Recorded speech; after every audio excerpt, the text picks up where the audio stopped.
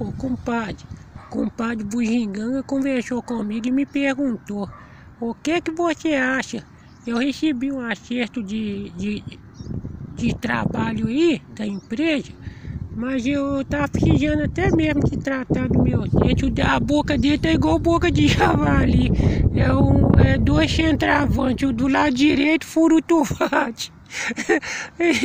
E o do lado esquerdo é para arrancar a rolha da garrafa para ele tomar o corote.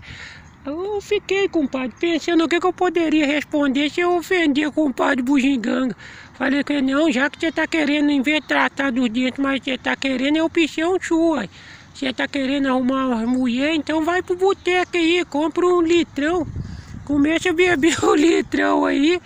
E a mulher vai ficar ligada na movimentação. Quando ela olhar pra você, você chama ela por sua mesa e vai bater num papo. Conversa com ela com a boca mais fechada, evita de rir. Se ela mesmo quer fazer graça, não ri não.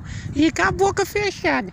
Ô compadre, esse mundo tá cheio de lavadora de roupa. Lavador de roupa tá cheio de trouxa.